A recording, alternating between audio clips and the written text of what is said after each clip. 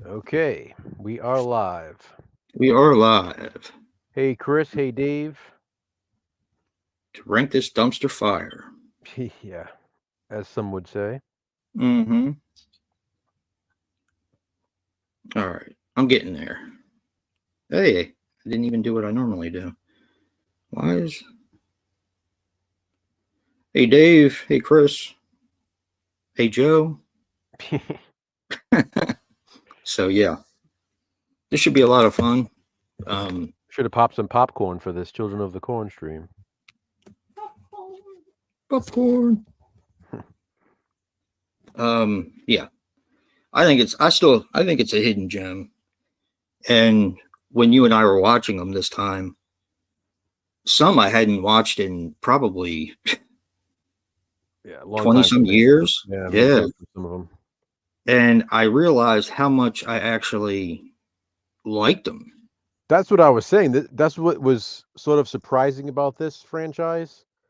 It's just that, like, the criticism that it gets, and but that part's not surprising because people hate everything.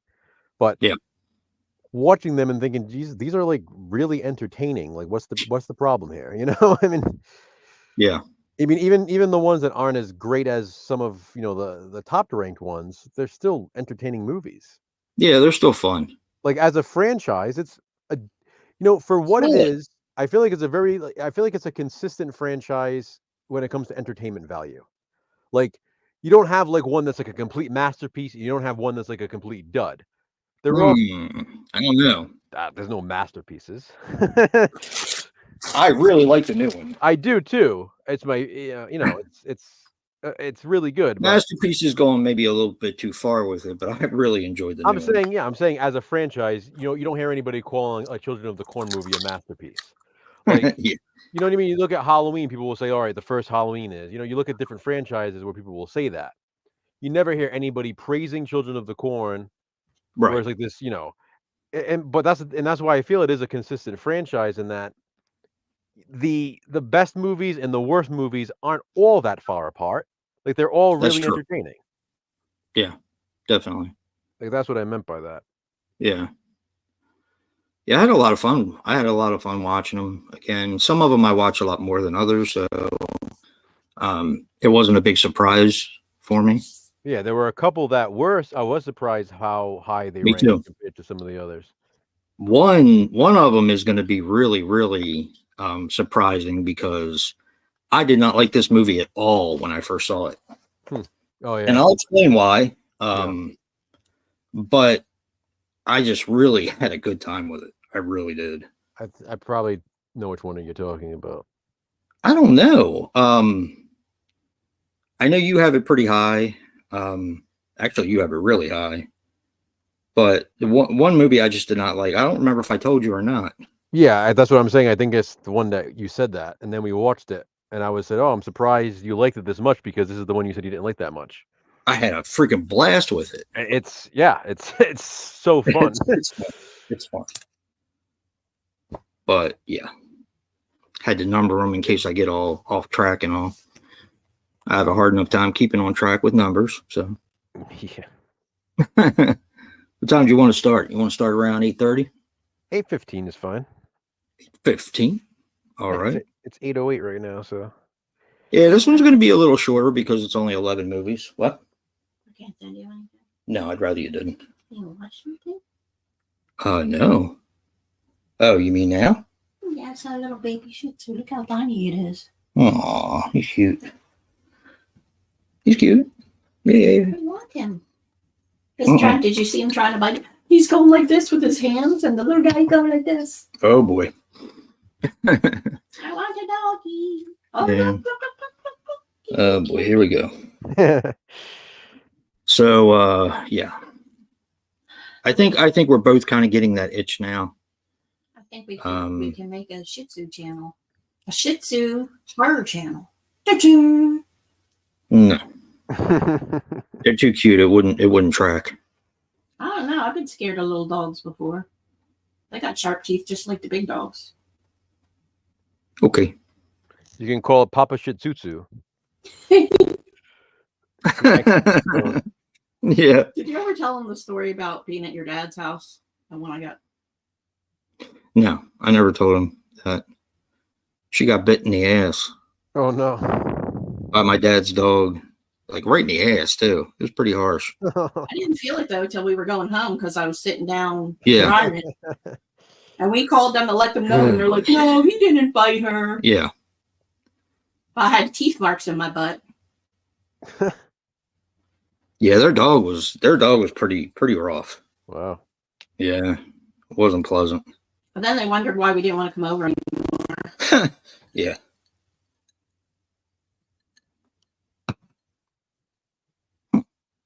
So are you satisfied with your ranking now that you've done it? There was one movie I didn't know where to put. Mm-hmm. I'll explain that when we get to it. It's still fairly high. I just really like it. And you'll know what it is when I say especially the end. Oh. Okay. That's a tough one for me. Yeah. Because I really like that movie. Hey, Verge. Hey, Verge. But yeah, that's a tough one. So, Hey. yeah, all in all, I had a good time watching it. I don't remember what I did with the newer one, but oh well. It's hanging out with Rasputin. No. No Rasputin. Freaking bastard. All right. I was telling Jay about that last night when I was helping him clean up his mess. I was saying how you lost it like months ago, and I was telling him, how we were doing, we did September, which he knew about and stuff, and how that was originally a movie we were going to review, and how you still haven't found it. And I was saying I was like such a mystery, not even just to you anymore, but like to me, like I want to know where it is. Yeah, you and me both. It sure is, Dave. The Mad Monk is missing. The Mad Monk has been gone. He's living up to his name, Rasputin, the Mad Monk. Yeah, he effed off for quick. I don't know where he's at. He went from Christopher Lee to Christopher Leave. He's fucking gone. Mm-hmm. And the worst part is I haven't even seen the movie yet. Did you see Eric's question?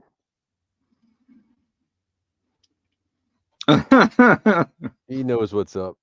Yes, Eric. We have watched all of them, and we actually just rewatched all of them recently. Because unlike other people who do YouTube videos, we like to watch these things, even if we've seen them before. We like to watch them and be fresh on our minds. Yeah. So we actually know what the hell we're talking about. It doesn't matter. I think a lot of people think we have no taste, but that's all right. No, I mean, it doesn't matter whether people agree or not. It's a matter of the fact that we actually do watch them. Yeah, I mean, that's the thing. I mean, people can have different opinions, but it's hard to argue with somebody who hasn't even actually watched the movies. Yeah, and the reason why we're saying that is actually I commented on a comment you commented on, Eric, that a lot of people did that with Winnie the Pooh, but a lot of people are also doing that with The Exorcist. So it's a shame. People have a hard on for David Gordon Green, and that's going to follow him now. Kind of doesn't matter what he does now. It's amazing to me, though, just like I said, because when 2018 came out, everyone was praising, it's the best Halloween sequel since Halloween 2, and people were going crazy about Halloween 2018. Yeah. And then Kills was kind of split. People were like, I love it. And then other people were like, this sucks, there's no story. Evil dies tonight. And then you had Halloween Ends, which we know how people felt about that, but it's like, okay, it's just funny how, people can direct great movies. Like say it was Alfred Hitchcock. Say Alfred Hitchcock directed Halloween Ends. Would people suddenly start shitting on all his movies because he directed a movie that they hate? Right. Origin. Did I miss one? I think he means Genesis. Oh. Is that what you mean, Eric? Genesis? You might think we're talking about Leprechaun. Yeah, that's what that's Leprechaun. Yeah, it might be. That's the first thing I thought, because everybody shits on that too.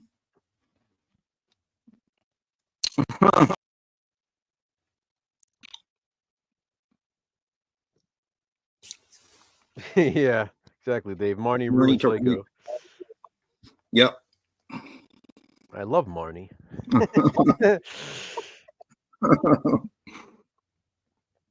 Everybody ruins something, don't they? Oh, I mean, seriously, it's just crazy how people do that. Yeah. It's like I Well, forget what it was. I saw it in something before, and it says something like you can live your whole life acting like a hero, do one thing wrong, and you die a villain. And then you have other things where you can live your whole life living like a villain. You do one act of kindness, and all of a sudden everybody sees you as a hero. It's just funny how things work that way. yep. Very little gray. Everything's very black and white.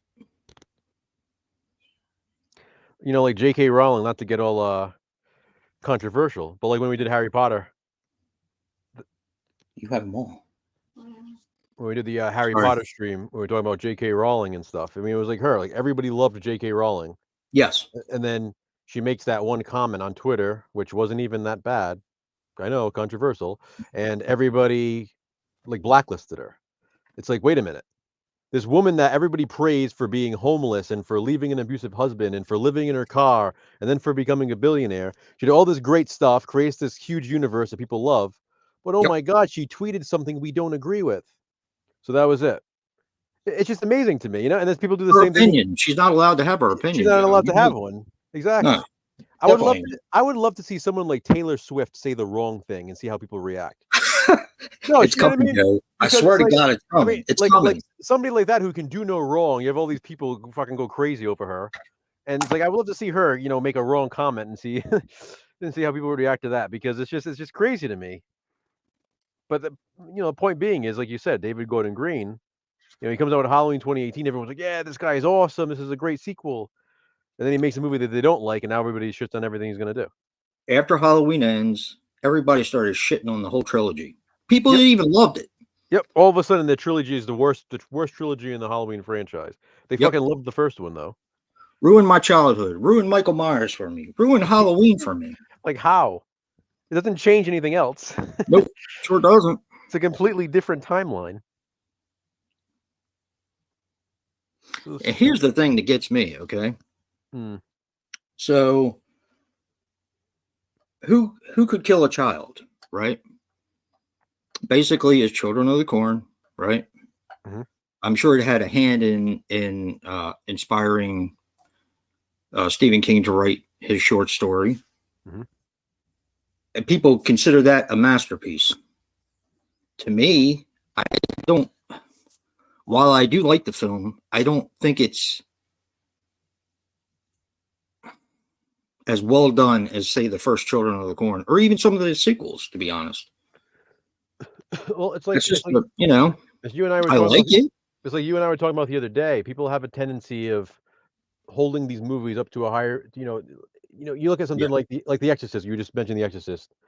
Everybody's going to see the Believer, Exorcist Believer, thinking, oh, it has to compare to the first one somehow. Now, first of all, it's never going to happen. But secondly, Nope. let's take a step back. And again, and I know I've used The Exorcist as an example before because I do love the movie. Yes, it is a horror classic, but people treat it as if it's like a perfect film. Like, Yes, again, there are and it's pacing not. issues and stuff. There are things wrong with the film, but just because they grew up watching it and had this infamy of being the scariest movie of all time back then, like for somehow they have like these blinders on, and like nothing can compare. But It's it's not so. just that; it's the reputation that the film has. Hey, Brad. Kind of, it's like a legend that keeps moving up and up. Oh, somebody puked in the movie theater, or somebody had to be rushed out in an ambulance or something like that. But There were lines around the block. It was the most popular movie ever made. Even like franchises, like you and I were talking about with franchises, because we're getting ready for franchise frenzy. Sometimes people are so quick to put like the number, like part ones of a franchise is like, oh, it's the best movie in the franchise. Right. The first movie in the franchise is not always the best. And it doesn't have to be your favorite just because it was the first. And I feel like so many people get hung up on that. It's like, oh my God, I have to put the first one up, in the top of my rank. Why? If it's not the top of your ranking, it doesn't have to be the top of your ranking. And I think we all suffer from that to a certain degree. We do, but I'm getting to the point where I have to stop doing that because I do it as well. And sometimes I look at my ranking and I'm like, I'm not satisfied with this because I don't think the first one should be this high. I agree. Just movies in general, Brad. We're just talking about, a lot, people tend to put like the first movie in a franchise, at the top of their rankings a lot. almost like out of like obligation. Like they feel like, all right, I have to put this there, or I'm going to get criticized for not doing that. I But kind of felt the same way about Child's Play for many years. mm-hmm. And I love the film, don't get me wrong. But I don't know. I might like 3 and Curse a little bit better. I absolutely do. And again, at the end of the day, I look at if I can only watch one, which one is it going to be? I'm trying to get my mindset into thinking that way. But sometimes, and I will say that sometimes it does change. Like if I get on a kick on a certain movie in a franchise, it may be something I would rather watch than maybe something I like a little bit more. Does that make any sense? Maybe because it's an easy in out. I don't know. I get that, Brad, but I mean familiarity, maybe. Yeah, I get that, Brad, but it doesn't mean that it needs to be the top of everyone's ranking. Just because without one, there are no others. But I don't know. It doesn't change entertainment value. It doesn't change other things. Like you look at something like I don't know, the Witchcraft franchise. Yeah. Like how different is the first Witchcraft compared to the others? Look, I'm going to tell you something. When I reviewed that for Body Bags recently, I went back and I rewatched it because, you know, you and I have this thing where we watch everything before we go to do stuff, even if it's something I've seen 1,000 times. Yeah, mostly. Yeah, Poltergeist and the Omitted, of course. But you know, I found a deeper appreciation for the first one. It's really actually a really well-made film. It does have some pacing issues. It is a slow burn for sure, but it's a really well-made film, and it's actually made better than a lot of the sequels. It is, and I'm not saying that it's not. Yeah, in that case, but again, look at where we ranked it when we did our ranking. I know, and you know, and I feel like when we watch all the rest of them again for Franchise Frenzy, we're gonna feel the same way. And, you know, it's not a criticism to the first Witchcraft movie. It's just saying like we do prefer the others. Like if I could only watch one Witchcraft movie, I'm gonna pick Part 6 because that's my favorite one. You know what I mean? So and then Part 8 maybe, and then exactly. You got 6, you got 8, you got 2. I mean, there 2 are is better. really good. So it's just one of those situations where, you know, I mean, Friday the 13th is one of those interesting franchises where I know more people who choose sequels as their favorites more than the first film. Yep. Like people will say Jason Lives, they'll say Part 2, they'll say the final chapter. They all, you know, I rarely hear people pick one.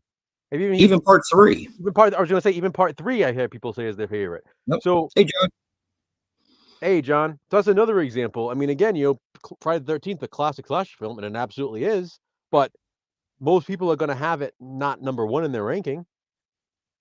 So again, it's just interesting how that happens. I'm not saying there aren't franchises where the first movie isn't going to be number one because it is going to be. Right. But it doesn't always have to be. And I think so many people automatically go there. All right, I got to have the first movie at number one, but without really thinking about it.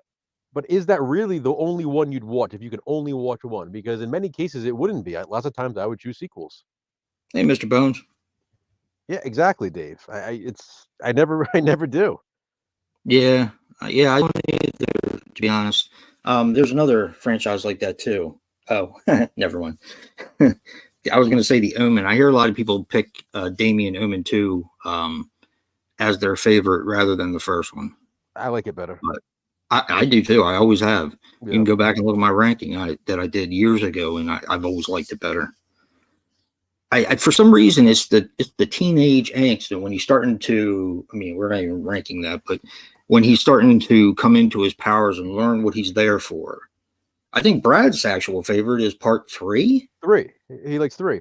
I was gonna say, I mean, we're never gonna rank the Omen franchise. So for me, if I'm being honest, like right now, I would probably rank them like 2, 3, 4, 5, 1. Honestly, that would probably be my ranking. 1 would probably be the last one for me because I just don't get into it. I don't. Yeah.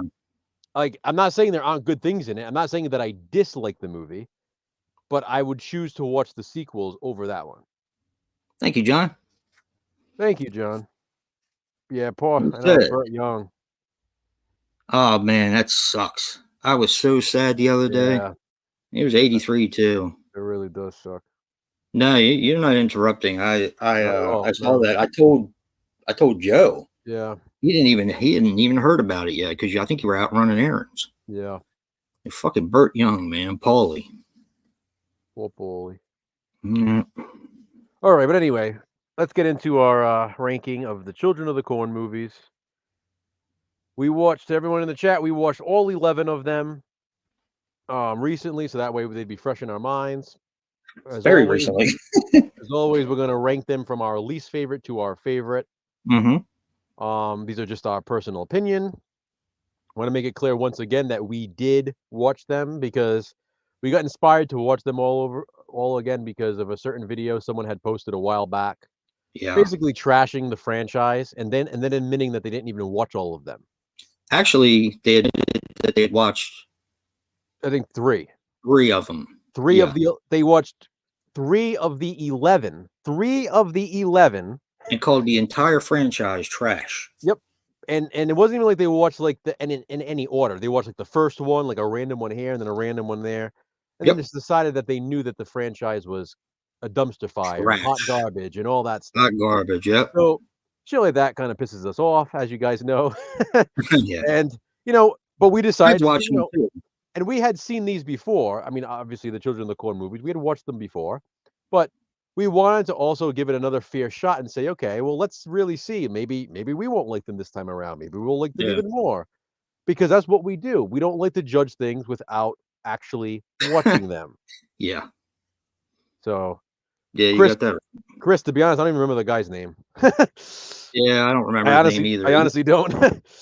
I was sitting outside a Giant, right, waiting for my mom and my wife, and I came across this this video, and I started watching it, and he had me up until he said that he had only watched 3 out of the entire franchise, and I said, Joe, you got to see this one. I said, but don't watch it if you're in a bad mood. I think I was outside. I just got out of a Goodwill, I think, or a Salvation Army. I remember, and I was watching it. Yeah, Brad's actually watching these too. I think he's watched. I think he has just a couple left to go. The ones that are tougher to find, like the remake. Yeah. I don't know if he'd seen Genesis yet, but maybe ready. Yeah. All right. So, number 11, your least favorite Children of the Corn movie. What do you got?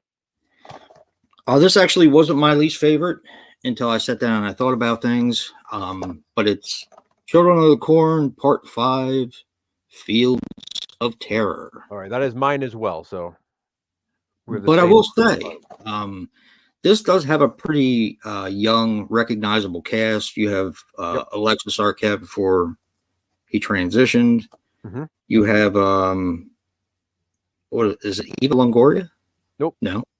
Eva. What the fuck is her name? Eva Mendes. Eva Mendes. That's right. Yep.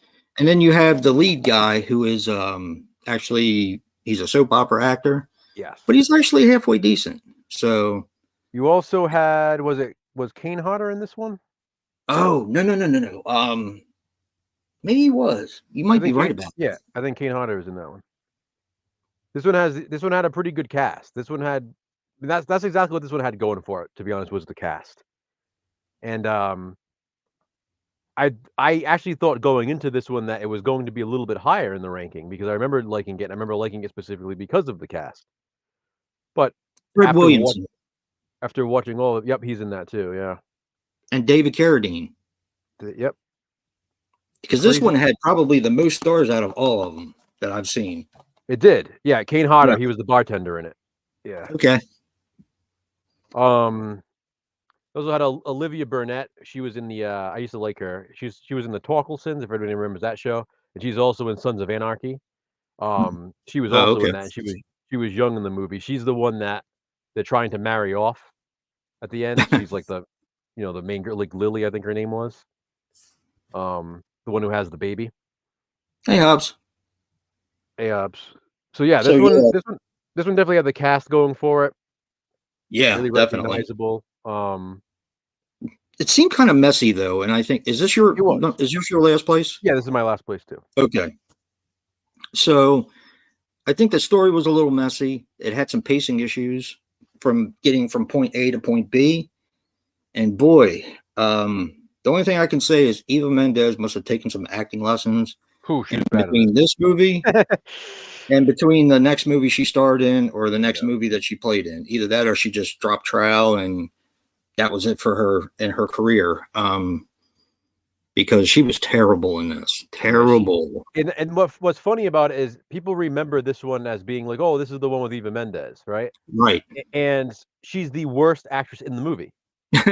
It's terrible. Like I don't know how she got such a great, and she's good in other movies. Like the kids playing the children of the corn in the movie are better than her. Yes. Like she she is the, and I don't mean to sound negative, because it was almost terrible. Like, she was I laughed. Entertaining, yeah, because she was so bad she was entertaining. Her performance. It was like worse than like soap opera acting. Like she was just like pitiful in this. I will say though, this one had a very important part of the. Is it important? If you've seen the new Children of the Corn, you have that big water tower thing, right? Yeah. Remember how they made the plank in the new one? Well, same thing with that movie. Yeah. So I think they took it directly from part 5. Yeah. And it looked like the same water tower. It does. I mean, I'm sure there's a million of them there, but. But yeah, I did. I mean, I do like it. Like most. I do too. Most of our other rankings, we typically like all of the movies. You know, there's a few here and there that we don't. But yep. You know, this is one of those cases where I pretty much like all the movies in this franchise. This just happens to be last because, like you said, kind of looking at them, really dissecting, looking back at the rest of them. Yeah. This, I mean, even quality-wise, like not that the film is shot badly, but like with Eva's performance, for example, the messiness of it. Yeah. If any of these movies deserves to be last place, it has to be this one. I think they rushed to get this one out. They did. That's kind of the way it felt to me. They did, because at the time they were just pushing these out. Yeah. So, but all right. All right. What do you got at number 10? Number 10, I don't have this one individually. Probably gonna be the same. And it looks like, huh? Probably gonna be the same again. Children of the Corn, Part 4, The Gathering. Yep, same thing. Okay.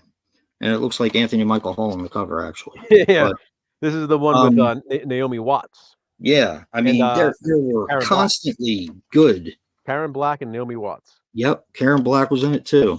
These, and I said to Joe, you know, we were just joking around because everybody calls us like all these trash and all that. I was like, who the hell did they have to screw in order to get these people into these movies? Because every single one of them has a star of some kind, except for maybe the first one.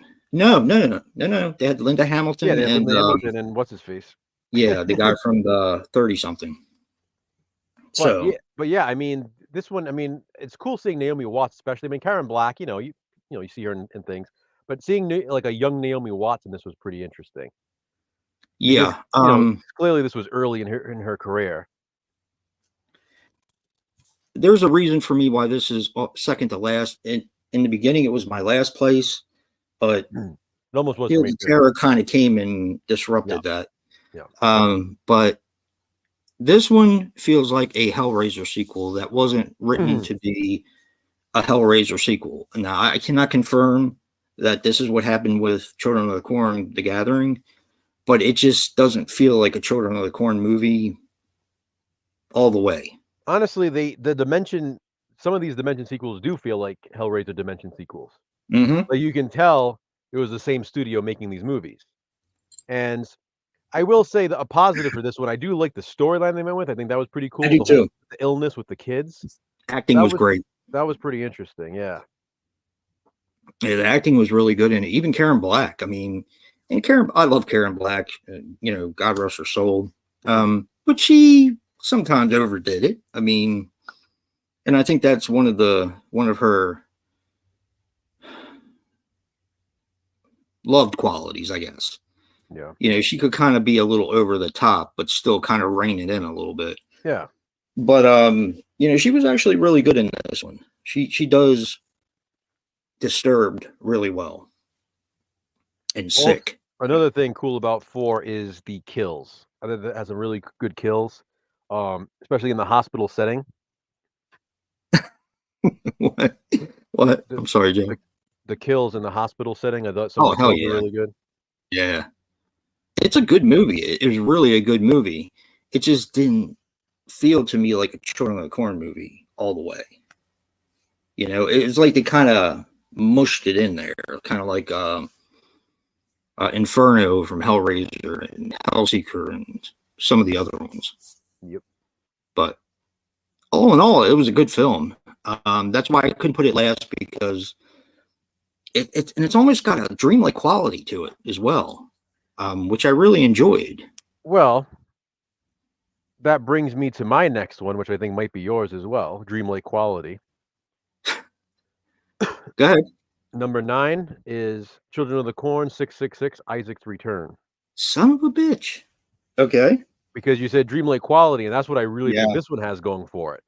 It does. Children of the Corn 6. You know, I'm going to be honest. Going into this, what the ranking originally thought this might be like last place for me. Yeah. And it wasn't, obviously. I have it here at number 9. I mean, it's still not high, but I got to say, I do enjoy this. I did enjoy this one a lot more than I did in the past. I did too. There is this surreal quality to it. I like that, even though they don't really capitalize on it. I love that this movie takes place on Halloween. Yeah. Now, they could have obviously, like I said, capitalized and had like decorations and stuff like that, which they don't. But it's still cool that, if anything, if someone wanted to watch like a different kind of Halloween movie, there is a Children of the Corn Halloween sequel, and that's this one. So, You could have obviously, recommended this one. and exactly. Obviously, they brought back Isaac, which was big at the Yeah. time, and it was kind of a smart move, I think. Yeah. I think it's cool. I think it's cool how they bring him back, and I like the whole like family storyline connected to him. Wow. I'm just kind of surprised. I thought this was going to be higher for you. No.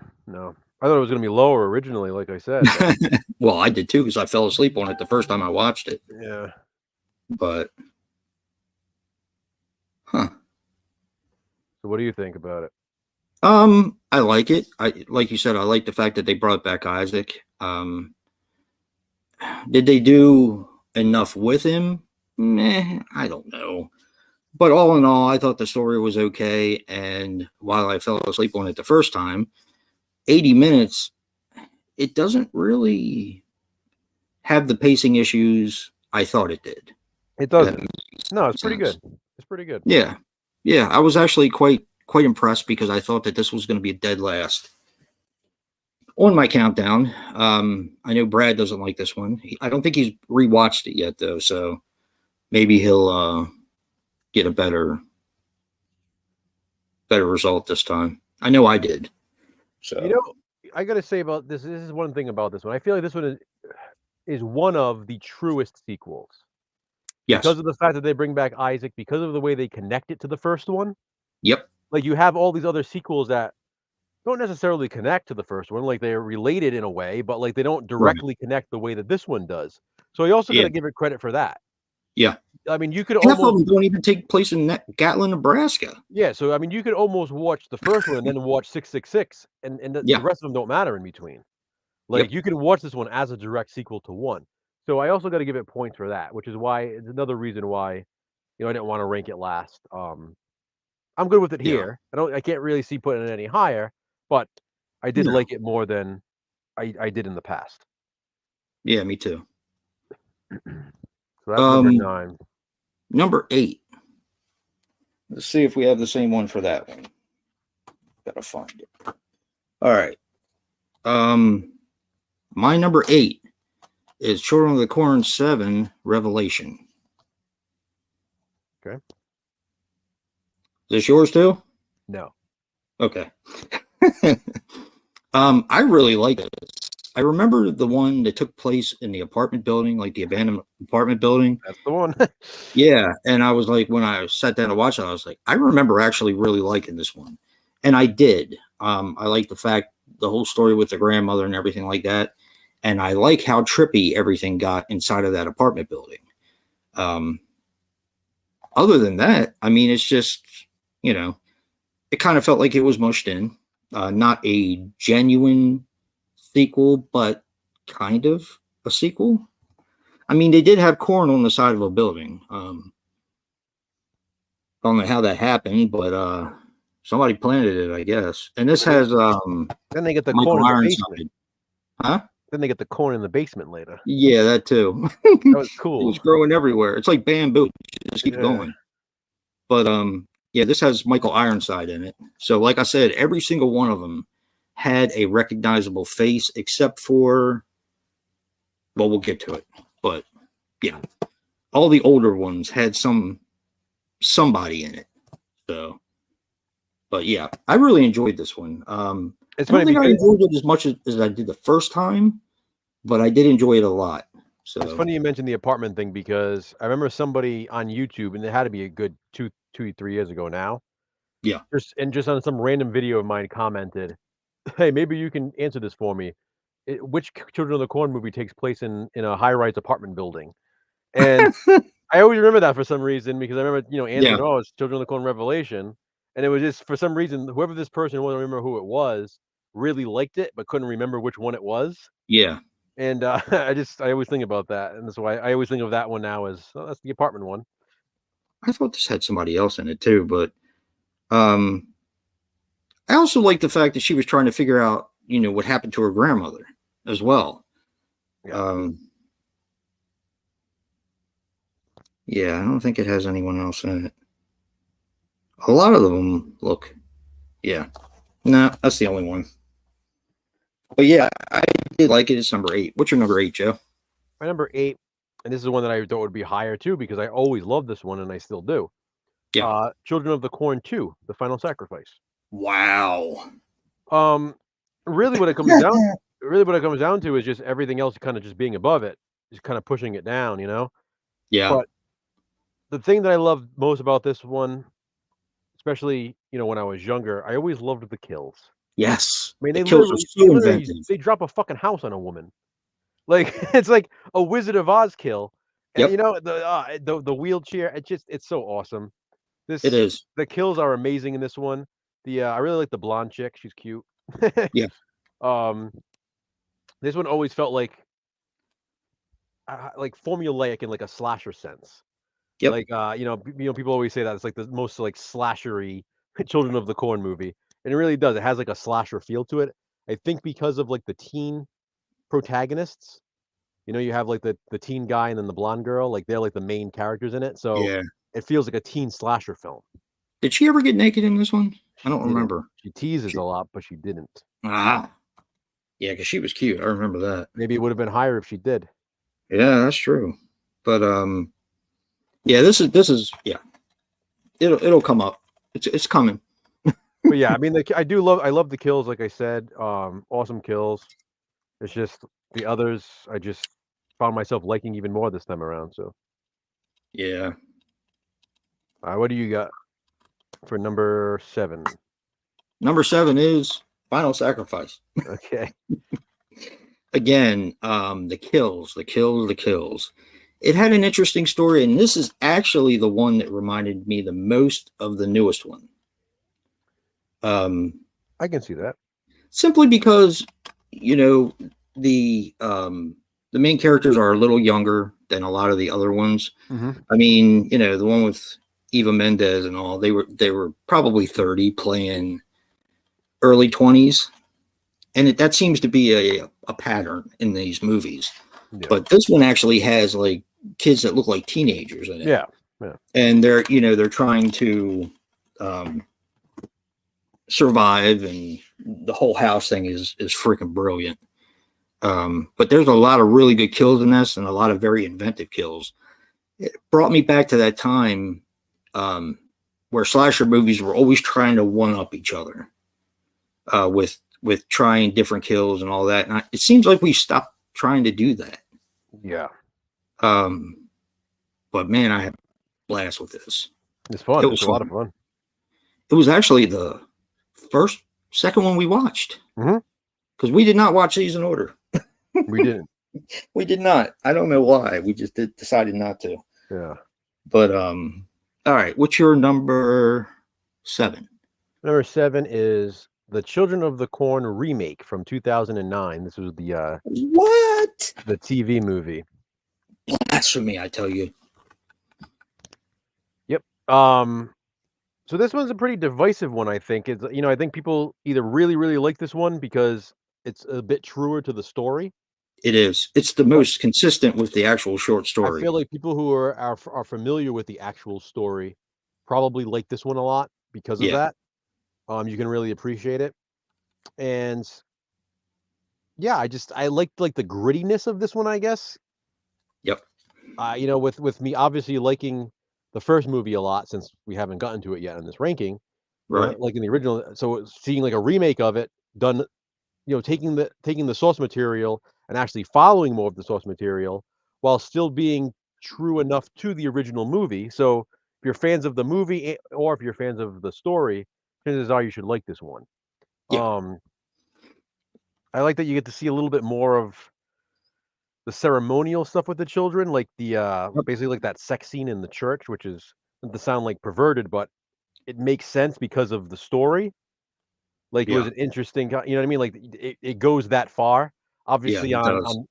on the Blu-ray, it's the uncut version because the Yeah. TV, Uncut and uncensored. yeah, because the TV cut couldn't show that obviously, but the the uncut version on the Blu-ray has an actual sex scene which shows the ritual, like them wanting to make these babies to be part of the cult, and I kind of like that. I think it's an interesting touch to it. Hey, Horror Spice, how you doing? Hey, Horror Spice, how you doing? Good. So Yeah. yeah, that's the remake for me at number 7. By the I'm way, actually surprised. this was that was the hardest one to find because it's out of print. Yes. Fucking Anchor Bay put it out of print, so that one was a bit of a pain in the balls, but That was the last one I needed to complete the collection because I used to see it all the time at Big Lots, right? Yeah. And then I couldn't Me find it too. anywhere. Me too. I used to see it all the time. Remember? Then I had to get it for this I because found the Blu-ray just before it went out of print for $2. yeah. I mean, you Two. guys know $2. we don't do this stuff unless we own it on physical Yeah. media. So Yep. I made sure we had all 11 of these. Yep. Let's see. I only have this one on a multi-pack, unfortunately. Oh, that's I'm bullshit. See, You're not even supposed to be showing them because you're missing one down there. My number 6 Yeah. is Children of the Corn. Number 3, Urban Sacrifice. Urban And I have a Harvest. lot to say about this one. Urban Harvest, yeah, Urban Harvest. You just combined part 2 and part 3 titles. I did. You I did. did. This is actually a really good double feature, by the way, because it has the one that was out of print for a long time. But anyway, okay. Well, I was one that used to rent the Children of the Corn movies when they just came out, and I hated part 3. I hated it. Womp womp. Womp womp. And the reason why I hated part 3 is the monster at the end. I thought it looked too fake. And I don't know what the hell I was watching. I think it looks pretty badass. It's badass. It is. They put like all their money into that monster. Now, granted, I haven't seen this since it came out, so that's early 90s, I guess. Yeah. Had it in my collection for a long time, just never watched it. Yeah. And I will say that the main kid, kind of does get on my nerves a little bit, and that's why it's at number 6. Little, I don't know. He's a little pushy. He's not that great of an actor, but he does serve the purpose. But the monster at the end, I don't know what the hell I was thinking because he is badass. Well, and this also has, I can't think of her name, but she plays on a soap. She plays on General Hospital now. Yeah. And I always kind of had a thing for her. So. Well, Brad just gave you permission. He said it's okay to hate a movie, Joe. I didn't like it when I was younger. I'd tell you I hated it back then. But and I know I can hate a movie. There's been a few. But this one, I had a blast with it this time. I really did. I'm glad we watched it. I'm glad we saved it until I was sort of like in the middle towards the end. Yeah, because then we started going in order after a certain point. I wasn't looking forward to it because I remember not liking it. You wanted to get this one over with. Yeah. And man, did I have a blast with this movie. It's so good. It's so much fun. Yeah. It also has probably my second favorite cover to the first movie. Him in the shadow with the I just feel like that's like I think of that cover when I think of the Children of the Corn franchise for some reason. Well, this may be the reason. Because Miramax beats it in your damn head, you know? Yeah. Yeah, Brad, I said Womp Womp just because Jason wasn't really looking forward to it. I wasn't. And then when we watched it, he was like, "Damn, this is good!" Like, so that's why I was saying Womp Womp. Like it was unexpected because it was really unexpected. That's the biggest shocker to me. He went in thinking, this is going to be like the bottom, and then he was like, "Damn, this is fucking good." Yeah, and that monster, I don't know what the hell I was thinking at the time. Yeah, I love that monster. He's awesome. I do too. Here's my second favorite rendition of the monster. I know I'm going to get a lot of shit for this, but I thought that the latest one, even though the monster was CGI, I'm not a big fan of it. We're not there yet. I know, but I love the monster in the newest one. Yeah. But that's just a monster. I may not like the movie as much. Maybe. So what is your number 6, Joe? My number's good. Since you just did one that I love, I'm going to do one that you love, and that is Children of the Corn Runaway. Really? It is, yeah. You suck. Runaway is next. You suck. Now, what I really like about Runaway is the story. I like that they did something different. It's like something that I feel like everybody should at least subconsciously wanted to see while watching these. Like, what would happen if one of these kids got away? Yes. Like, what would their life be like? What if they went and had a kid? Like, a kid of their own and just tried to live a regular, normal life. I think it's an interesting story. It was almost like a necessary concept they needed to explore.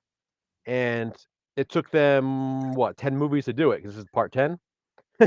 So it's interesting that it took them that long to do it.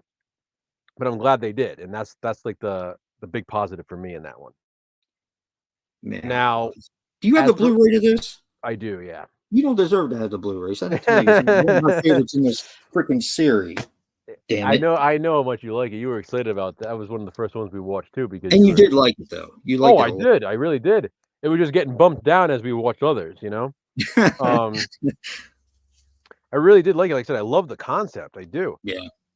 I think I don't know. I mean, I don't really have negatives for it. It's just it's different from the rest, I guess, because it's supposed to be.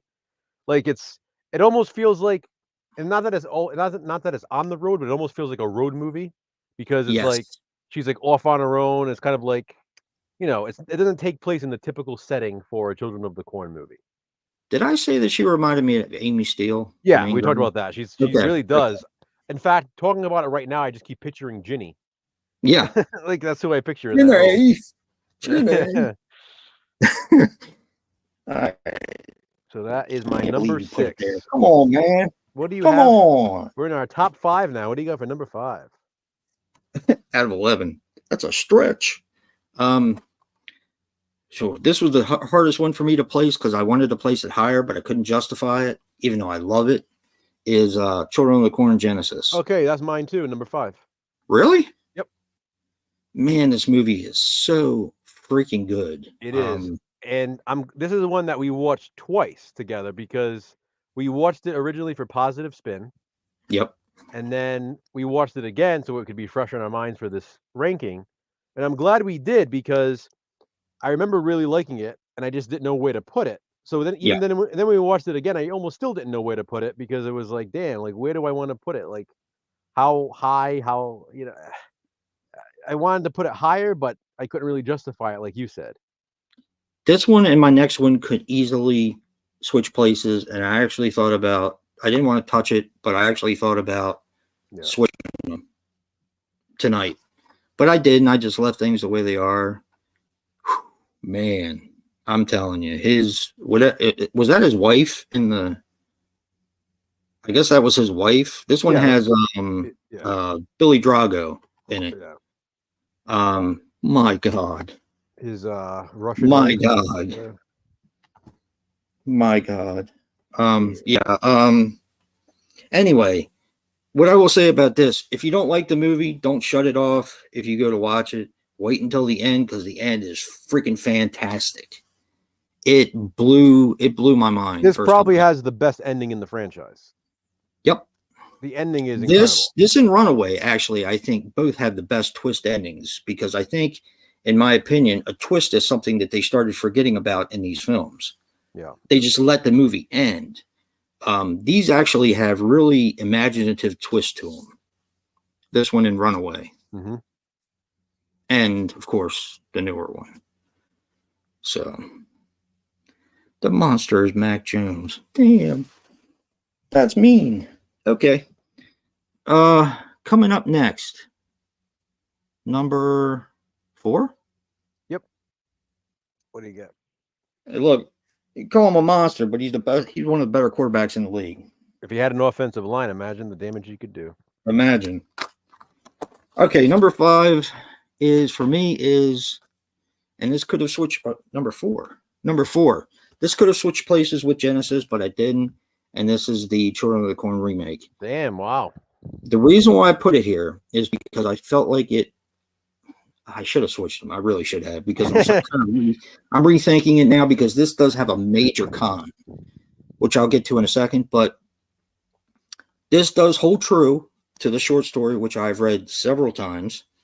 The only con about this film, and I don't think Brad's watched this yet, but I don't think it's going to be a spoiler, is the female. Of course, you have a male and a female who are traveling. They get stuck in this town, Gatlin, Nebraska. Everybody knows the story.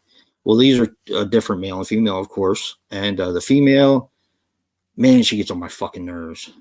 Oh, my God. She's just so bitchy. And if I was that dude, I would have left her in the last town. Exactly. I'd have left her.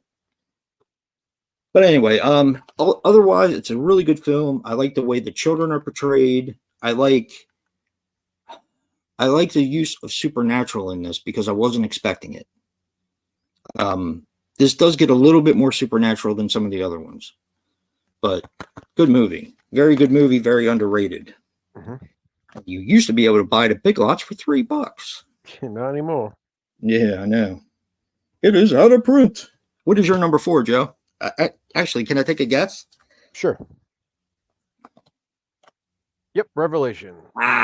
Children of the Corn, Revelation, number 4. You really enjoyed this. It's the apartment building one. Yeah. You know, because I impressed with when they can take the story and put it in different settings. Yep. And like Scream in the city. Exactly. Like, I like that, you know, I like the apartment building is literally like in the middle of a cornfield. I think that's pretty cool. It is, which is a very weird setting, too. Like, it's a very odd setting. It was like, why did she live there? But it's cool, so it works. I love the building itself. Look how it looks old and everything inside. Yeah. I love like the tenants. They're kind of weird. There's like a weird variety of tenants in that building.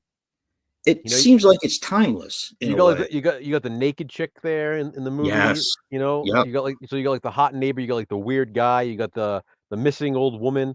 Like, some cool stuff in this one. The mean old man in the wheelchair. Yeah, exactly. So it's a nice variety of the characters.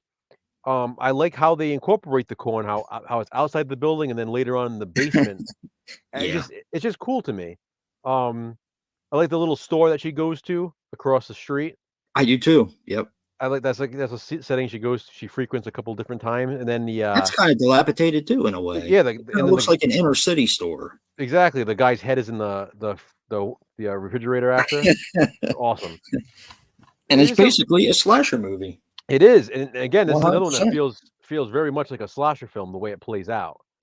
I like this one a lot. I do. Like I said, the setting really works for me. Very, I don't know, just creepy and uncomfortable, but like in the good way. You know, like you said, it's like a dilapidated setting in this apartment building, and you have the. I'll tell you the one thing that bothered me about it, though. What? And this is, I forgot to bring it up when I did it, was the fact that I thought that they took, because the building looks vacant. Right. Mm-hmm. I thought that they took a little too long to introduce the other characters in the film, like the people in the apartment building, because I think they could have done a lot more with them. And I think it would have been more fun, even though a horror movie is not supposed to necessarily be fun per se. But I think they could have done more with them. That was my one drawback. Interesting. Because I really liked the people in the building. They were like, I like how they pieces Yeah, of shit to like yeah, nice people to, exactly. you There's ran the that gamut. variety. Yeah. I like how the children are put like those corn stalks and stuff Yes. When the door. on the Oh door. yes. That's kind of creepy. Like I like when the blonde girl comes home and she sees it and she just kind of tosses it. Like, what the hell is this? Yeah, It's she's a like stripper, by the way. it's like they're yeah. Good She has a nice lord. bathtub scene. Um, Yep. but I liked how they're like being marked. Like Yeah. the children are marking their territory. So there's like this impending doom in this one. There's like a genuine like threat. Like you feel like isolated with them in the apartment building. Yeah. So what happens when, you know, you're no longer in their home, like in their field or stuck on the side of the road? Like they're literally invading your building, Yep. invading your apartments. There's something like really creepy about that the other Yeah. movies don't necessarily have because it's like now they're really expanding. Now they're literally coming into your own home. And growing corn in the basement. It's just it's messed up, and it's a cool way of doing it. It was a clever way of taking the franchise. Yeah. Um, but yeah, that's number 4 for me. Urban Harvest kind of had that in a way too, but I think this expanded on it a little bit more Yeah. because they were in like a Well, because that was a townhouse city. sort of place. That was a city setting. Yeah. This is Yeah. this is more Yeah. like this is like It's a weird. like a rural town, but Yeah. it's like a dilapidated. It's almost like a ghost town. It feels like. Yep. Yep. All right.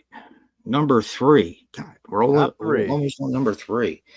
Number 3 for me is the original, and that is Children of the Corn. Okay. This is a weird movie for me. This is a movie, of course, I saw. I'm really showing my age now. I actually rented this on video disc along with Robin Williams, a stand-up comedy, which was hysterically funny. Regardless, but I rented this on video disc, and I always liked it, but it always felt like there was something off in it. And even now when I watch it, it feels like there's something off. I don't know what it is. Never been able to figure it out. That's probably why when I do a Stephen King top 10 or top 20, it usually doesn't make the cut. But I like the movie. I've always liked it. I like the cover with the hand with the sickle, and then the corn stalks. They're like the little kids with the glowing eyes. And I remember I used to sit there and look at the book for hours just to cover, and try to find all the little neat stuff that they put in there. Yeah. And it was an adult nightmare, so I didn't have to worry about it. But anyway, unless you were a traitor to them, then they strung you up. But I mean, I like the couple. I like Linda Hamilton. I like the guy that was in 30 something. But when I eventually read the short story, it didn't mesh for me. They seemed a little too happy, a little too in love. And while that was good on screen, because 2009 came in below it, so obviously they did something right. I mean, no one wants to see people bitching and complaining at each other the whole time. So even though it was more real to the story. Exactly. But yeah, 1984, number 3. My number 3 is Children of the Corn 3, Urban Harvest. Yeah. It's a double feature, Joe. Yeah, so I love this one. I think it's like after 2 movies doing it in a cornfield, it's like, what do you do next? Let's bring it to the city. Yep. And like not just like a city, like an urban area where it's just like, like the concrete jungle, as they say. Yeah. Really cool setting. I love the storyline of this too, of like the kids being adopted by, these adoptive parents who live I in like the the city. relationship of the brothers too. Me too. I love how this one is more of like a high school horror film. Like so much of it takes place in the high school. Yes. And you get to see the dynamic of the younger brother, being like the weird one and being sort of like stuck in his past, being, one of the children of the corn. And then the older brother, making friends, fitting in, getting a girlfriend, all that sort of thing, like becoming like a real teenager in high school. Yeah. I like that you get and to it see ends that. up like Cain and Abel towards the end, you know what I mean? Exactly. You get to see that contrast. I love how he's like growing the corn in like the courtyard, And like the dad is like, "How are you growing this?" And he's like, we can get rich off of this because they're in the middle of the city." Oh, that was my problem. Remember when I told you about when we were watching it? How are you eating corn that you haven't done anything to? They do that in all of them, though. I know, but still, it pisses me off. Like in all these movies, they just start eating the corn without cooking it. You got to boil it first. Yeah. But yeah, I think three was the first one to like say, okay, let's go in a different direction here. Let's try to do something new. Yeah. I think it worked so well. You know, we already talked about the monster at the end. I think the creature effects are incredible. Yeah. I feel like they use like so much of their budget on that because it looks so good. I mean, even for its time, it looks really good. Those practical effects. I can't believe I hated that. I Yeah, can't believe that practical creature is so well done. I don't know what I was expecting. It's just fun. It's really just like a lot. It. It's just a lot of fun. Again, that's city. It's like Leprechaun in the Hood. Next time I watch it, I wouldn't be surprised if it jumps 3 spaces again. It's like Leprechaun in the Hood. This is like Children of the Corn in the Hood. Yeah, I mean it is because it's this. You know, like it's just the part of the city that they're in. You know, I mean it's like there's graffiti around and all that kind of thing. It's like a really good urban setting, and I think that fits because you have these rural settings in the first two, and then obviously some of the subsequent sequels. So you have like, part 5. Yeah, you have these middle of nowhere settings with all the, the cornfields and like these small towns. In this one, you have like this inner city and then in a high school for most of the film. So it's really cool. I love it. Part 3 is my number 3. It's fun. Like I'm looking forward to watching that again soon. Actually, yeah. See that one? Yeah, exactly. That one to me is such a rewatchable one. Yeah. All right, we're up to number 2, guys. Yeah, we are. And my number 2, Joe probably already knows what it is. It is Runaway. Yep. This movie I heard nothing but crap about. The dumpster fire. Yep, everyone hated it. It was garbage. Worst movie ever made. Oh, they only made this in order to keep the rights, just like Hellraiser. Genesis, they said that too. Right. So, to me, it was exactly what I wanted to see. So I got this Black Friday, and I took it home. It was like $2. Took it home and watched it, and I was blown away. I was like, this is the story I've always wanted to see. I've always wanted to see what happens when one of the kids escape. Exactly. It's cool. And what their trauma's like and how they're getting around doing certain things. And this one is even worse because it's got a kid. And the kid was too young to remember any of that, but is suffering with his mom's trauma. Kind of like, I guess a good way to describe it is like H2O with Lori and John. John. Can't never remember the kid's name, but those two, like he doesn't remember it, but he's experiencing the trauma through the mom. The fact that she can't stay in one place very long. She has trouble holding on to friendships or the ability to trust anyone. And she's hot, which doesn't hurt. Yep. And they start to bring, I don't want to give anything away, but I will say they start to bring back some of, Gatlin is mentioned a lot. So you have part of the trauma, and maybe it's with me, it's like trying to guess who she was in like the original Children of the Corn. You know what I mean? Just fun. But you do get the manifestation of her trauma in the film. I'm not going to say what it is, but the twist is really, really good. It's another one you can watch as like a direct sequel to the first one, and it works well like that. Yep. I love this movie. This was actually my favorite Children of the Corn movie until number 1, which we'll get to. What's your number 2, Joe? My number 2 is the original Children of the Corn from 1984. Yeah, but we don't have to do that. Well, I almost had it as number 3, actually. This and Urban Harvest, I was kind of going back and forth. Yeah. Because of rewatchability, like we were saying, because already I'm ready to watch Urban Harvest again. Yeah, me too. But, the Children of the Corn, the original one, I mean, I can go some time without watching that one again. So it's like, so many times, though. Exactly. That's what I'm saying. I can go back and forth with it. But ultimately, I'm going to go with this one here. The opening massacre is one of my favorite scenes. And when we talked about this for Bravo, that was my that was my moment. Was the opening scene for Children of the Corn when they're all the adults are getting massacred in like the restaurant and stuff like I that. think that was mine too. It's so I mean it's scary and like what something like you said. And when I watched these as a kid, I was like I don't Yeah. have to worry about that because I'm a kid. It's an Right. adult nightmare. Yep. Watching these movies as an adult has a whole different effect on you because It sure now it's like does. Jesus Christ, these kids are just slaughtering these adults, and the adults did nothing wrong. Like it's just because Yep. they're adults. So Poisoning them, massacring them.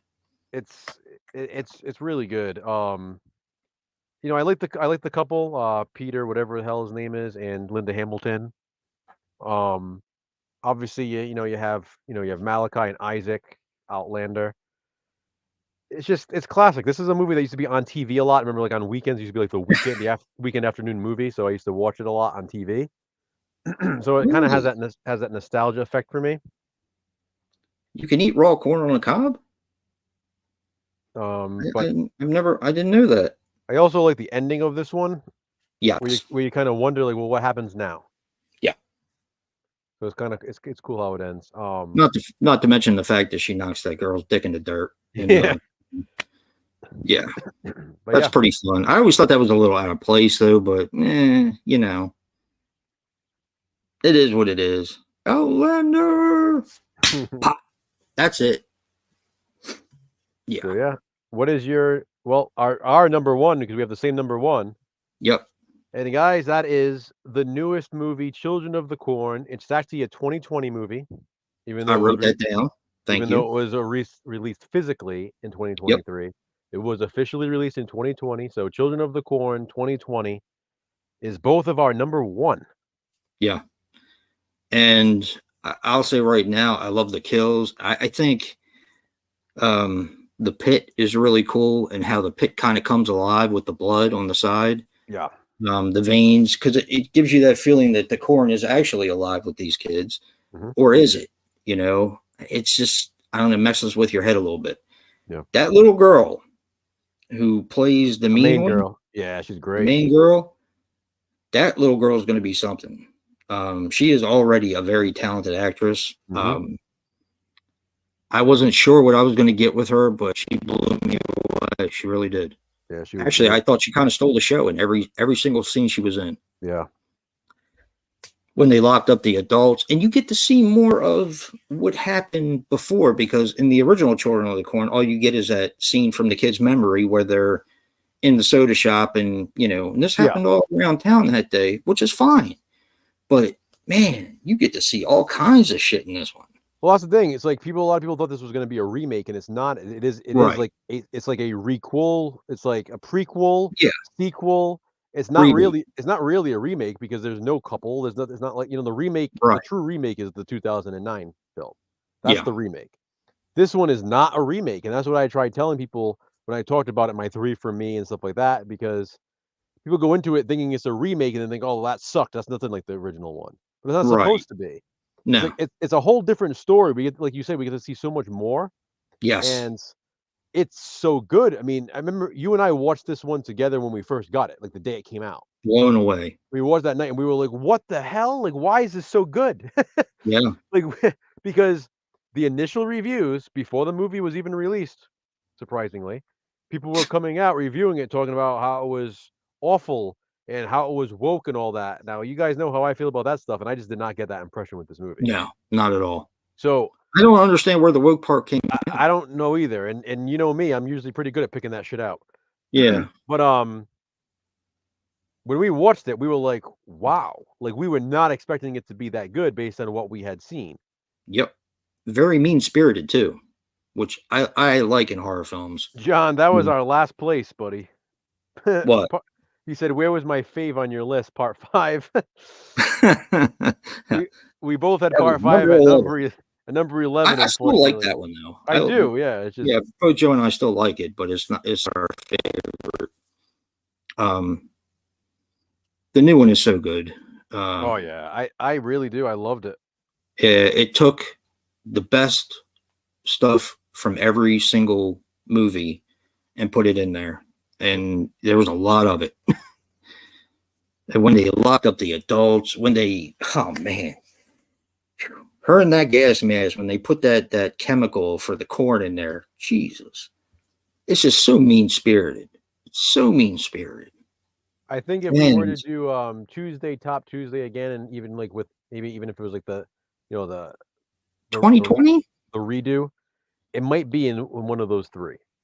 maybe. I can't remember what I had for 2020, but it might be. Might be. I'm saying it's good where it's literally would be a consideration. That's how good it is. Yep.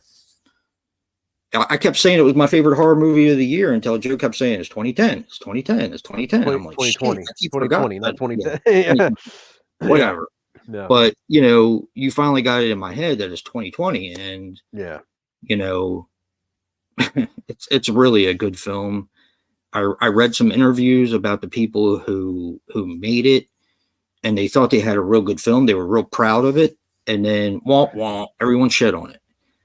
So I don't know. I mean, John said, "I guess you Fanooks don't like Eva Mendes." Trust me, she's not nice. That one. She's nice to look at, but man, her acting in that one, woof, dreadful. It's like it makes you want to watch Training Day after that. Yeah. King Kong ain't got shit on me. At least you get to see her naked in Training Day. Do we? Yeah. I think we got to see her naked in the one with Joaquin Phoenix and Mark Wahlberg too. Can't remember the name of it. Four Brothers. No, not that one. You sure? Play cops. One's a cop and one's kind of like on the other side. Shit, I can't remember the name of it. Good movie though. I think she plays Joaquin Phoenix's girlfriend in that, and I think she gets naked in it, if I remember correctly. I could not be remembering it, but yeah.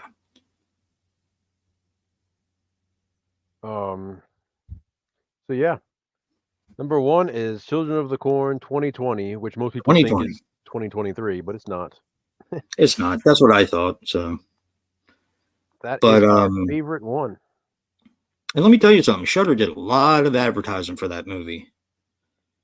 More than I've seen them do almost anything. The new one, I can't remember the name of it now, but they play the commercial all the time. With the one with Alicia Silverstone. Oh, yeah. Yeah, they play the commercial all the time. But before that, it was the Children of the Corn one. I was like, man, they're really advertising the crap out of this thing. I got to say, though, it seems now that more people have seen it. I think a lot more people are admitting that they do like it, which is good. Compared to a lot of the others where they continue to shit on it. I don't understand. I don't understand. It still has a 3.7, which is wicked low, obviously. Yeah. But there are people who are like, oh, you know what? That was actually pretty good. Like when I see people reviewing it or whatever on Facebook or whatever, people go, you know what? I actually thought that was a decent movie. Yeah, because it is. Brad liked it, and he's tough on Children of the Corn movies. It's a good movie. I mean, it's not even like it's legitimately good too. It's like objectively good. Like it's a well-made film. Yeah, exactly. Well acted. And like I said, that's where I think they got it from part 5. The tower. Yeah. The water tower where they had the plank and all. You said you wanted to talk about the creature in it, the monster. Yes. My favorite monster is actually that one. Not a big fan of CGI, never have been, but I just thought it was so neat looking. It looks good though. It looks okay. I love the 1 and 3 though. I mean, oh yeah, 3 should be my favorite because of practical effects and all, but I don't know. I just liked it. Well, those are the best two. Yeah, for sure. Yeah. 3 in 2020. Yeah. Well, you don't really see many of them. No, we get glimpses here and there, but yeah. I mean, what do you see in the original? You see a bunch of corn going like this, like Bugs Bunny's underneath of it. Yeah, you know? He is. Yeah. Hollow. What is it? I can't remember. Halloween. Yeah, that's it. Halloween. Bugs Bunny.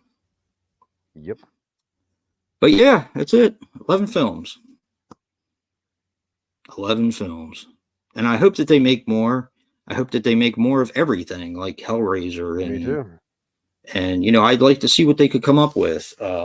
Maybe somebody has the actual rights to the films now or the series, and they can come up with some good stuff. That's the one, Dave. I think we own the Night, the Eva movie. Yes, that's it.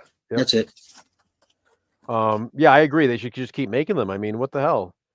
People are going to shit on them anyway, so you may as well make them for the people who enjoy them. Yeah.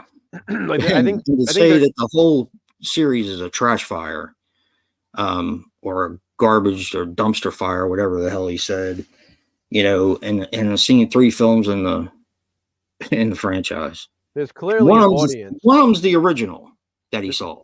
Yeah, there's clearly an audience. I mean, none of a lot of these aren't ranked that high. I mean, as we were watching these, we were looking at the ranking of them. They're not, Yep. they're not rated high. You know, 3 point something here, 3 point something here. Could So it's literally like, do a positive spin of the entire freaking series. yeah. So, Yeah. but they kept making them anyway. So, I mean, clearly there is someone desiring these, and like I said, I say keep bringing them on because Yeah. I've always been one of those people who can't stand when people say, "Oh, they should stop making a certain franchise." Well, if you don't want to continue to watch them, you don't have to. Yeah. But why say to stop I'd like making to. them Yeah. when there are people who do want to see them? I can't. Exactly. That is one of the most selfish, self-centered statements someone can make about franchises. Yep. Oh, they should just end it here. 100%. Like why? Just stop watching it then. If you don't want more, nobody's forcing you to watch the new ones. Yep. Nobody's forcing you to take out your money or pushing play on your streaming service. You don't have to watch it. Drives me nuts. It's like, yeah, fuck all the rest of you, but I don't want to watch them, so we shouldn't make it. Exactly. Exactly. 100%. We say that all the time. You know, give me more sequels. If it's something I don't like, chances are the next one they make I'll like, because that's usually how it works. Like, look at Child's Play. All right, when we got to Seed of Chucky, yes, it's fun, all that, blah blah blah. When it came out, though, I was kind of disappointed with it. It was just like, eh. So what if at that point I was like, you know what? They should stop making Child's Play movies. Exactly. Well, guess what? Curse of Chucky is my fucking favorite one, and that came next. Yep. So we literally wouldn't have my favorite Chucky movie if they stopped at my least favorite. Or Halloween Resurrection is my least favorite in the Halloween franchise. So what if they stopped making them at Resurrection? Then we would have never gotten some of my favorites which came after, like Halloween Ends and Halloween Kills and Rob Zombie's Halloween 2, which I know a lot of people hate, but I love. But it's just one of those things where people can't act like that. No, it's just they make a blanket statement, and it's not. Yeah. Yep. That's when you should take social media away. So it's not just your opinion that matters in the world, unfortunately, or fortunately, depending on how you look at it. But oh well. Look at John. His favorite is number 5. I got no problem with that. There's things I love about part 5. And Brad may be the original. There's something about ours is the 2020 film. There's something about part 5. I will say this, and just because we did have it last, there is something about part 5 that I really do like. Like, there's something about that movie that makes me want to rank it higher. Yeah, like I feels really like the Children of the Corn movie. It really authentically does feel like it. And I really like the cast. I mean, it has the most recognizable people in the whole franchise. Yep. So I mean, it seems like they really tried with that one, but they rushed it. And that's what I'm saying. So at the end of the day, this franchise is pretty consistent. You're not watching. You don't get to a point where, like, it wasn't easy for me to rank part 5 dead last. Yeah. But if I'm ranking, say, Halloween franchise, which is considered a popular franchise, of course, Resurrection for me is bottom, and I'm not even going to question it. I mean, it's not like it doesn't mean that I hate it. Doesn't mean that I dislike it. But there's no question in my mind that Resurrection is the last one for me. Whereas with Children, I watch it when it comes on. Exactly. Whereas with Children of the Corn, it wasn't as easy for me to be like, yeah, that's definitely my dead last. It wasn't like that for this franchise. Yeah. So that tells you, the good ones and the better ones and the good ones are pretty close. That's what I meant by hidden gem when I put the promotion on Instagram, because I honestly think that the series franchise is a hidden gem, and I think all people need to do is there's nothing you can do because people are going to shit on it anyway. A lot of people expect Hollywood movies with every single thing that comes out, and you're not going to get that. Yeah. So you should know right away who's talking and who you're listening to, because it says a lot about their character and the type of movies that they like. I mean, this guy had seen, the guy that inspired this whole thing saw 3 of the movies out of the franchise and said the whole thing was trash. He said that he would be in a mental institution if he had to watch all of them. How do you, whatever. But then to the time to make what? It was like a 30-minute video. Yeah. So off of 3 movies that you've seen? Off of 3 movies that you've seen and off of a franchise that you think is trash, you're going to spend 30 minutes ranting about the fucking thing? Come on. And probably more than that when you edit all the stupid shit he put in there. Yeah. Just, you know, it's stuff like that that just blows my mind. And I don't mind anyone that has an opinion about something. I'll listen to exactly what they say. But hearing people say it's a dumpster fire or hot garbage or whatever they tend to say about it, tell me why you don't like it. Don't just say it's a dumpster fire. That doesn't tell me anything. Exactly. That doesn't tell me what your point is about the whole thing. Because that's the thing. It's easy to say that when you have nothing to talk about because you haven't watched the movies. Exactly. When you know, it's like, well, what didn't you like about it? Well, I only watched 3. I didn't even watch it. You know, Okay. I got you. We talk about it all the time. That's what inspired Positive Spin. Yep. So, speaking of which, we got a Positive Spin coming up in a couple hours here. Yeah, everything was Halloween based. I know what it is. I can't remember. Oh, well, it's not. No, it's not that. I don't know. I'll be surprised. It's a very colorful movie. Ah. That you and I watched the day it came out, and we were like blown away by it. Yeah. Of course, everyone shits on it. That's why it's a Positive Spin. Of course. Well, because of the director. Oh, okay. I got you. I got you. Yep. Yeah. It's based off of a classic series. Yeah. Oh, well. And that was an easy one to do, though. I mean, a lot of positives in that movie. Definitely. I can't wait for next week's Positive Spin.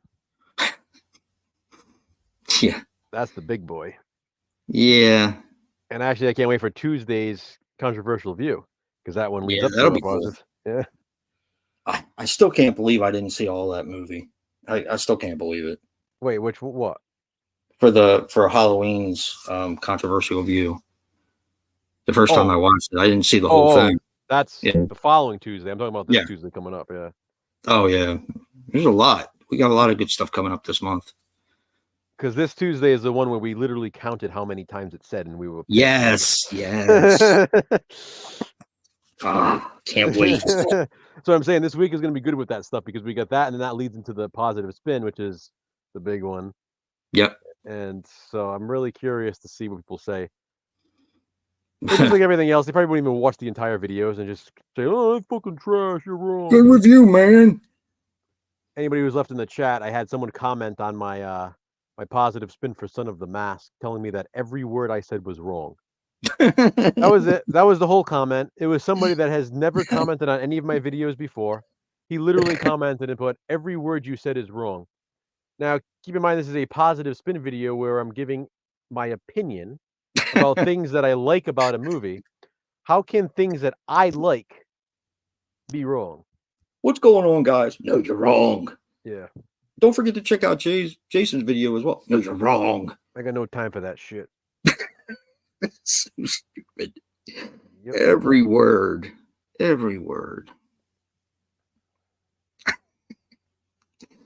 Oh man, you'll be missed. Yeah. All right, thank you guys for hanging out with us, and we got a lot of good stuff coming up. So bear with us. So do you want to announce our next two? Nah. I want them to be surprised.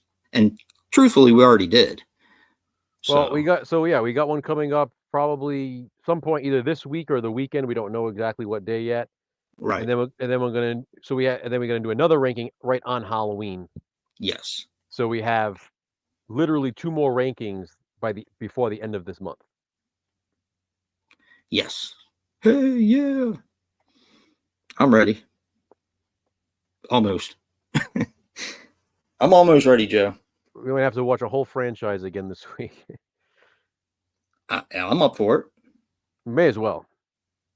I got them sitting right here. I'm ready. Yeah. All right, everyone. I think especially after what I said to you the other day about that part one. You fucked my head up with that. I'm curious. Yeah, really that's why I'm did. saying I really want to look. I really want to watch it again. I really want to have you watch it again to see if you really know where I'm coming from with it. Oh, I do. I already do. Now that I sat down and I thought about it for a little while, because you know what kind of ties I have to that. Yeah. And it disappointed me, and for some reason, I didn't really think about it. Mm-hmm. Because it just, I don't know. Yeah. Yep. Yeah, I think we can watch them again. We got through them so fast the first time. We may as well do it again. Oh yeah. They're Thank fun you, to watch. Dave. Appreciate it. Thank Brad, you, Dave. what are you watching, Brad? Brad says I'm on part 2. Part 2 of He might be a Children of the Corn. Or he might be doing his part 2s now. For Franchise Frenzy. Or is he doing number 2 right now? Could be. He does like to text on the toilet. He's a toilet texter. He's a toilet texter. But anyway. So thank you guys for joining us. Again, we'll see you again by the end of next week with another stream, and then again on Halloween for another one. We're just gonna keep pumping them out. Pumping them out. Till you get sick of us. We like doing these. It gives us an excuse to watch things or watch things again. Yep. Go into things with a fresh perspective. You know, like and it also plays into Franchise Frenzy, which is coming in the beginning of next year. Exactly. So. And like with Children of the Corn, for example, you know, we had seen these, but it was a matter of, okay, it's been a long time since we've seen some of them. And then like I hadn't seen Runaway, for example, so it was a first time watch for me with that one. So it gives us a good reason to revisit these franchises we haven't visited in sometimes 20 years. So. Or longer. Oh, you're doing Red's watching Halloween too. Nice. I haven't watched that yet. It's been a Nightmare on Elm Street marathon on AMC today. Yep, I watched 4 and 5. There's been a if you guys have IFC, they're doing the top 101 scariest movie moments according to Shudder, I guess. But I've watched a little bit of it. And you want to hear something interesting, Joe? Some of the ones that we've already done, they're doing different moments. Yeah, so, I know. I remember I watched most of it because it was on one night on AMC. Really? Yeah, I watched. That's why when you said it today, I was like, "Oh, the AMC Shudder one," because they played on AMC too. It was like early this month, or maybe even been the end of September, or it was like a countdown to the 31 days, I think, for Fairfest. Right. I watched most of it because then it got way too late and I had to go to bed. But it was on one. Yeah, it was on one night, and I was like, "Oh man, that's why I was telling you about what's the movie you sent me with Natalie Portman recently? Annihilation. Annihilation. Yeah, that's where I saw that on there, and The Tale of Two Sisters is on there too. You know, Cairo. You know, yeah. So there were certain ones in there that I was like, "Oh, okay." Chances are we'll probably be doing that one as well. May give it a little while. Yeah. So it becomes a little bit more popular, but chances are we'll probably be doing that one as well. Joe and I have already looked into it a few times. So yeah, we always got something going on. Oh yeah. So we got some new series coming next year already. Yep. We've already started on. Yeah. Yep. You know, I mean, we're I don't think people realize we have videos already done through March for next year. A lot of them, yeah. That's how far we get ahead. Yeah. Pretty funny. I like to do that though. I mean, being sick for a month wasn't a joke, you know. I couldn't do anything. Well, exactly. I was actually talking to Michael Balaf earlier today, and we were talking about, you know, the 31 days and stuff like that, and, you know, he was saying how he enjoys watching my 31 days videos, and Mhm. I was saying, you know, it's a good thing I get so far ahead with them because I filmed these, like, a month or 2 ago, obviously, Right. more now, and, you know, with my grandmother passing away at the start of this month, that for you know, the good 10 days out of this month were, like, just focused on all of that. Yep. So, if I didn't get so far ahead with these things, you know, I wouldn't have ended up doing the 31 days because I would have been like, "Ah, I'm already 10 days behind, so now what?" Yeah. So, Yep. that's why I like to get ahead because you don't know what's gonna happen. Things come up and And you wanna we yeah. watched stuff occasionally when I was really sick, but you know, that was a good month before we really did much of anything. Yeah, but again, we're so far ahead that it doesn't matter. We were able to do it. Exactly. Exactly. Yep, That's important. exactly. So, Well, thank you guys for joining us. This has been fun. We hope you've enjoyed this, and, indeed. be sure to check out our positive spin going up in about 2.5 hours. Yep. Alright. Thanks, John. Appreciate it. Alright, guys. Thank Thanks you, so John. much. We appreciate you.